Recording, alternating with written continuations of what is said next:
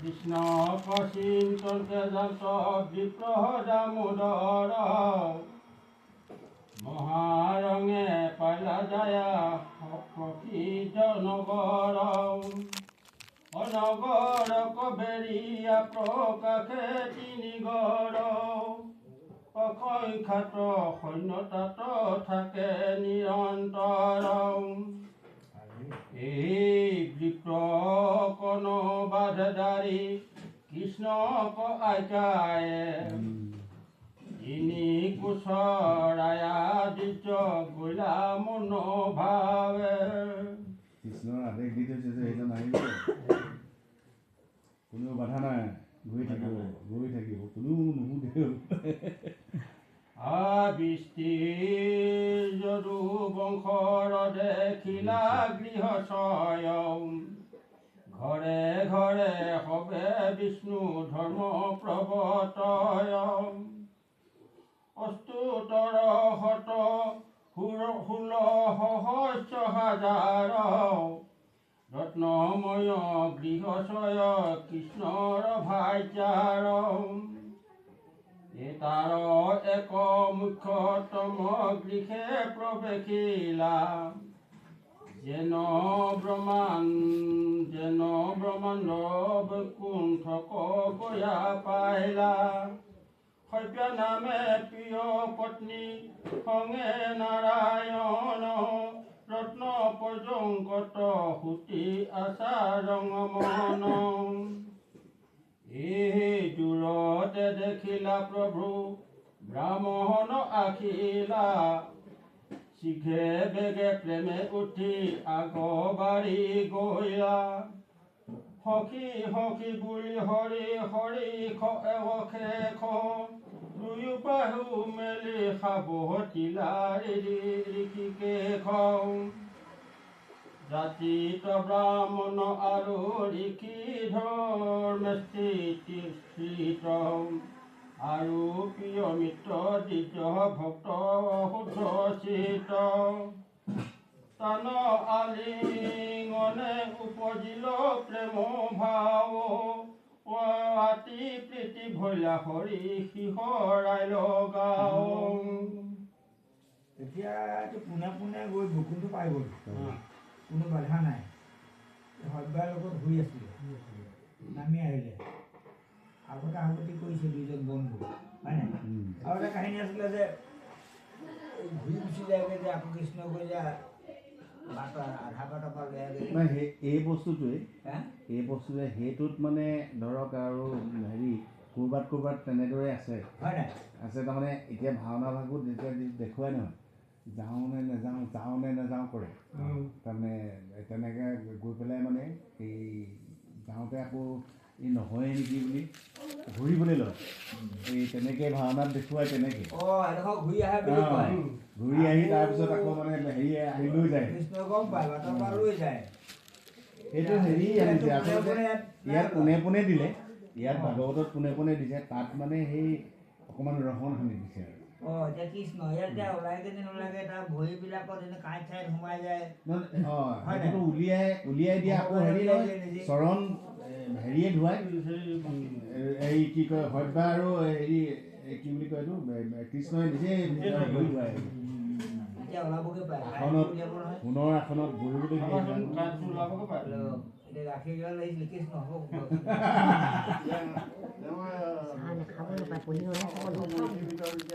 কমল নেতৰম ভকতৰ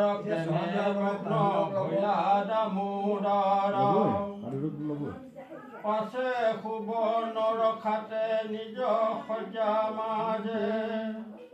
ধৰি নিয়া বৃত্ৰ কব খাইলা যদুৰায়ে কনক দাৱৰে জল ভৰি চক্ৰ প্ৰাণী বাদ্য দিয়া দুই ভৰি ধুৱাইলা আপুনি ব্ৰাহ্মণৰ পাৰুদক ধৰি আহি ব্ৰাহ্মণ্য পুণ্যৰ শিক্ষা দেখান্ত লোকত তাৰমানে ব্ৰাহ্মণক যে মানে এইটো ব্ৰহ্ম তাৰমানে ব্ৰাহ্মণক যে সন্মান কৰিছে যে কেনেকুৱা ব্ৰাহ্মণৰ পাৰিদক লৈ তেওঁ মানে হেৰি কৰিছে আৰু তেওঁতো ভগৱন্ত হয় ভগৱন্তই তেওঁৰ হেৰি কৰিছে পাৰিদক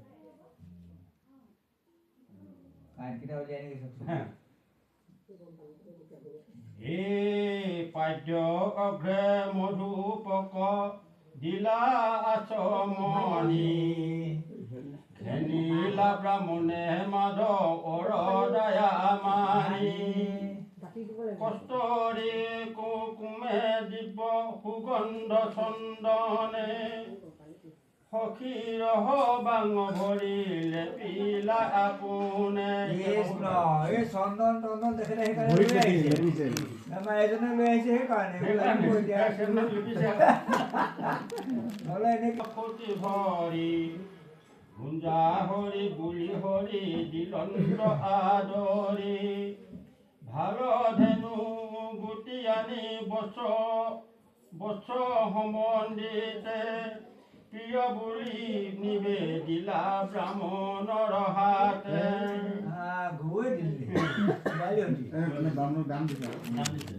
মনৰ মুখ চাই স্বামীৰ ইংগিত জানি সভ্যা মহাহতী পাশ চাৰি ব্ৰাহ্মণক কৰন্ত ভকতি তুমিও কোৱা আকৌ হেমদন্ত ধৱল চামৰ কৰে ধৰি মৃদু কৰি ধীৰে ধীৰে বিচন্ত সুন্দৰী দৰিদ্ৰ ব্ৰাহ্মণ হৰিৰত চিৰাকাৰী তাক নাৰায়ণে সেৱা কৰন্ত আপুনি আন্তে পেট লাগি আছে মলিন শৰীৰ নাহি মাংস সবাঙতে ৰহি আছে হীৰ অন্তে খপুৰৰ যত নৰ নাৰী ছয় বিপ্লৱহে অন্ত কৃষ্ণে দেখিয়া বিস্ময় তাৰমানে কৃষ্ণই তেনেকুৱা এজন মানুহক কেনেকুৱা শুশ্ৰূষা কৰিছে দেখি বাকী অকল হাড়িডালে আছে পেটটো এনেকে লাগি আছে অকল মূৰটো বোলে হাড়ডাল লাগি আছে সেইটোহে অৱস্থা গুণীয়া মনত ইটো বিপে কিনো পুণ্য কৰিলা পৰ্বত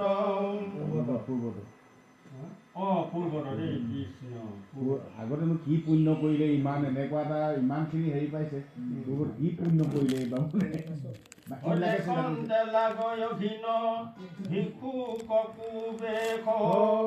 গাঁৱে ফটা বখন মলিন মুক্ত চলি একদম মানে দেখিবলৈ ভাল হেৰি মানে কুবেশ বুলি কৈছে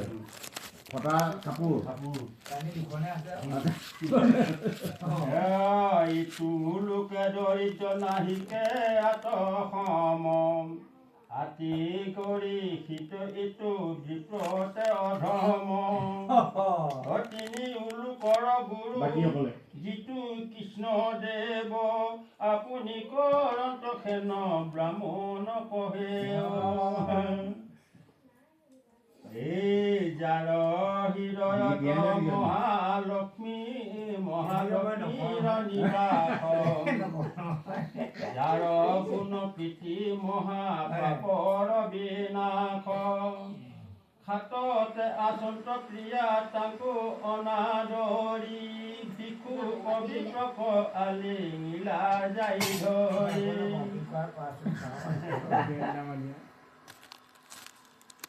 যেন বৰ ভাগ্য আলিঙিলা আগবাৰী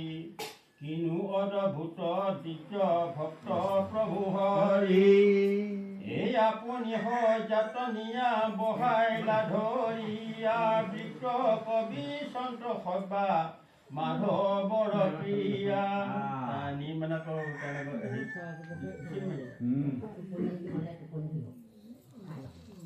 হে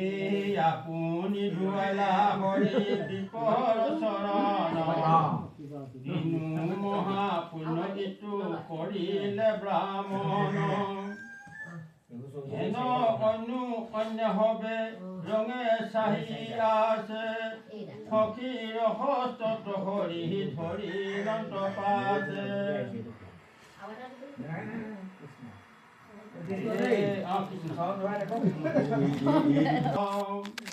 বৰতি মাধৱ ব্ৰাহ্ম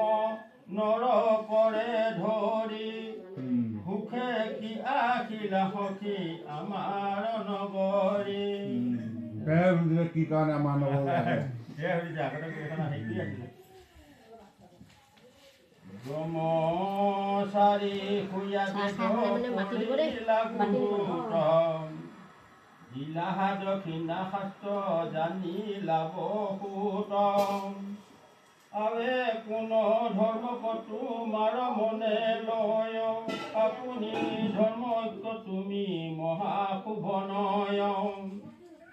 গৃহস্থ ধৰ্মক কিবা তোমাৰ উৎসাহ কৰিলা দিছি কিবা তোমাৰ উৎসাহ গৃহস্থৰ চিহ্ন কিছু নেদেখো তোমাৰ নাহি কিছু দুখ সখী কহিও আমাৰ এই বিবাহ কৰি দেৱতী মোৰ অনুমতি কিন্তু নিৰন্তৰে মুত কৰিলা ভকতি জুনু বোলা নাৰী সংগ নিন্দি আচায়াগে কেন মতে বোলা বিহা কৰিবা কলাগে যিহেতু নিন্দু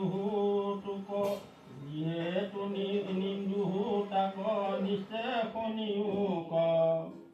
নাৰী সংগ পায়া মোহে নবদিলে মোক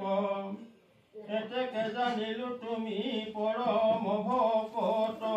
নৰমে তোমাৰ মন সদায় গৃহত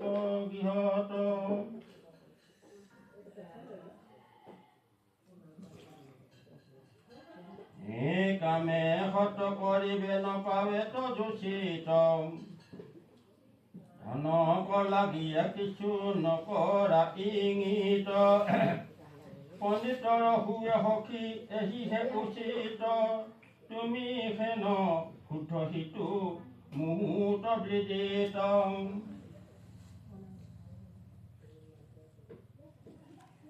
কামে হত কৰিবাক নপাৰয় যেবে গৃহস্থৰ কৰ্ম কেনে আচৰিবে তেবে নহংকা সখী দেখি বহু বিপৰীত মহাজন গৃহে ধৰ্ম পৰন্ত গৃহীত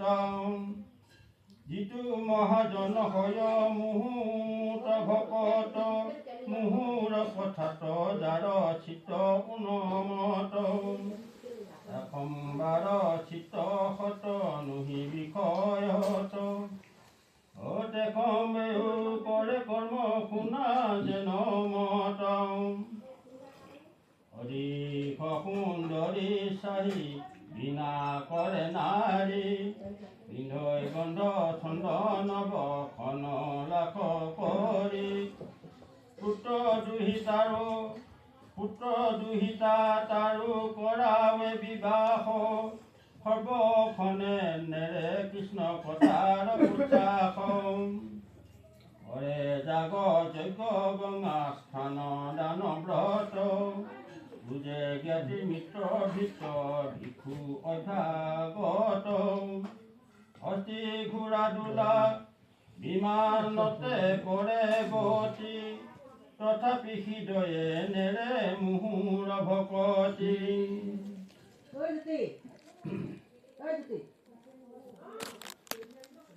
অনিন্দিত কৰ্ম হব কৰে নিশ্চে জানা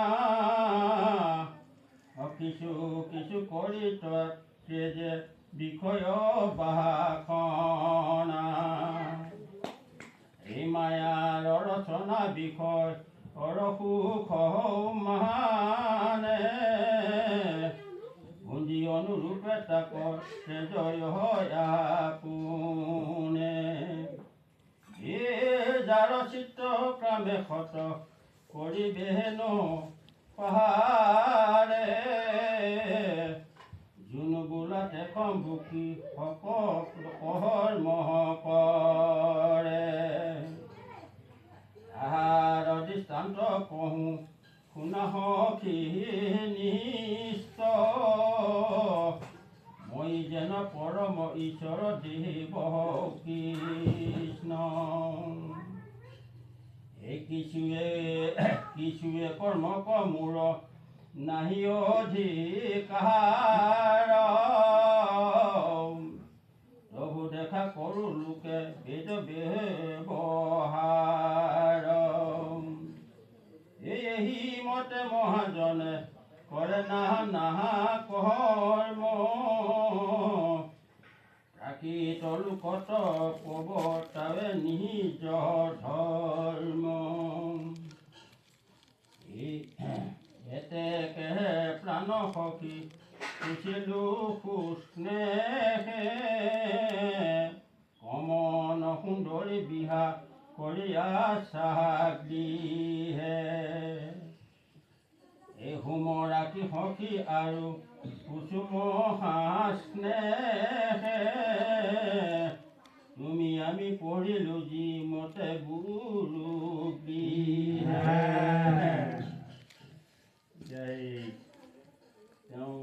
তেওঁ সেই গুৰুৰ পঢ়িয়া কথাখিনি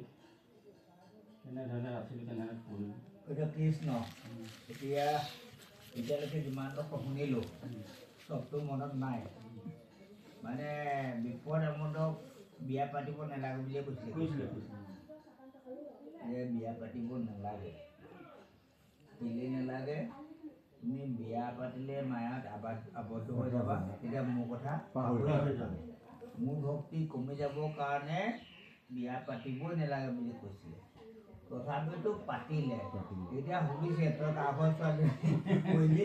সুধিছে তোক ক'ৰ পৰা কি আনিলি যদিও বিয়া পাতিলে আগত কৈ দিছে মায়া জালত কিন্তু আবদ্ধ হোৱা নাই সদায় অন্তৰত মানে যদিও বিয়া পাতিলে তথাপিতো মানে ভগৱানৰ চিন্তাতে এতিয়ালৈকে আছে এতিয়া সেইকাৰণে সুধিছে তই কাষৰ ছোৱালী আনি কি কৰিলি এতিয়া ক'ব ভালে শুনিব বামুণেনো কোনজনী বামুণী আনিলে এক কথে বসিয়া পৰিলো দুয়োজন একেবাকে আছিলো বঞ্চিলো ৰং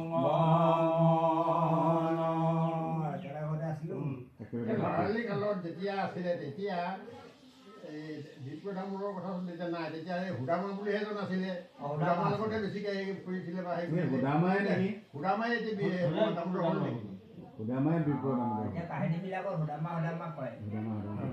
নামটো বদলি কৰি দিছে আৰু চাগে এই উঠে মুখে নলাগিল নাছিল বিবাদ তাক হুমৰন্তে আতি উপজে সেইকাৰণে আমাক একেবাৰে একদম বেলেগ আপুনিকেইটা উঠে লাগে উঠে লগা বিবাদ নাই বুলি কৈছে এইটো কয় মানে দাঁতে উঠে নলগা তাৰমানে কেতিয়াও কাজিয়া নকৰা দাঁতে উঠে নলগা বুলি কয় আমাক ইহঁতৰ লগত দাঁতে উঠে নালাগে দেই ইহঁতি মানে কাজিয়া এতিয়ালৈকে খোৱা নাই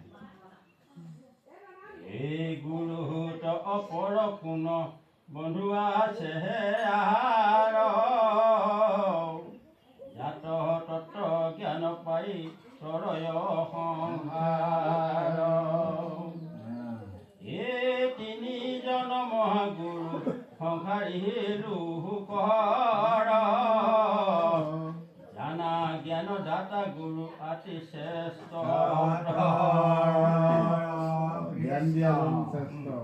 ভগৱান তাই নিজে কৈ আছে তিনিজন গুৰুৰ ভিতৰত জ্ঞান দিয়াজন যিজনে মানে আমাৰ শিক্ষক যিজন গুৰু সেইজনে শ্ৰেষ্ঠতৰ আৰু দুজন এজন হ'ল আদিগুৰু পিতৃ মাতৃ আছে নাই পিতৃ মাতৃ আকৌ শিক্ষাগুৰু আৰু এজন এইজন আৰু যিজন মূল গুৰু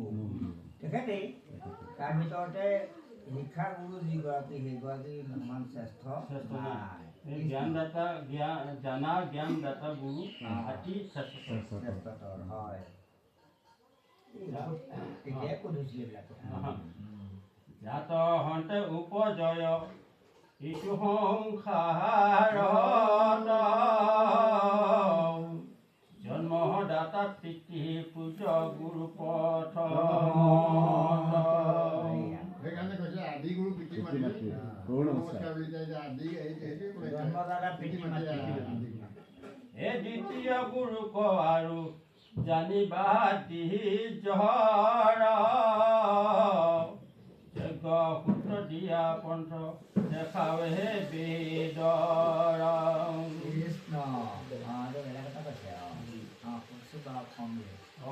জাত সন্ধে উপজয়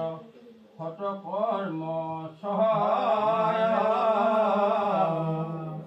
লিখি ধিক তেজি শুদ্ধ বুদ্ধিৰ উদয় অকৃতিটো কৰিয়া তাক বুজিবেহে সাদৰে দেৱৰ মধ্যত যেন মই প্ৰিয় হৰি এইটো কি ক'লে ৰাহুল শুনাবলৈ পাৰি লগে নাই এই তৃতীয় গুৰু ক দিবে নাহিকে পাম ব্ৰহ্মবিদ্যা কহে যিটো মোৰ গুণ নাম হবাটো অধিক তাংক পৰিৱেশে জানিবা সাক্ষাৎ সিটো মই নাৰায়ণ। দ্বিতীয় গুৰুজনে হ'ল দীক্ষা গুৰু বুলি কৈছে। দীক্ষাগুৰু যোনে যোনটো পন্থত দীক্ষা লয় মানে সেই যোনে শিক্ষাটো দিয়ে সেইজনে হ'ল দ্বিতীয় শিক্ষক আৰু শিক্ষক। প্ৰত্যেকৰে অলপ বেলেগ বেলেগ থাকে গতিকে সেইজনে আৰু আদি গুৰু পিতৃ মাতৃ দ্বিতীয় গুৰু জ্ঞানদাতা তৃতীয় গুৰু স্বয়ং মই নহয় নাই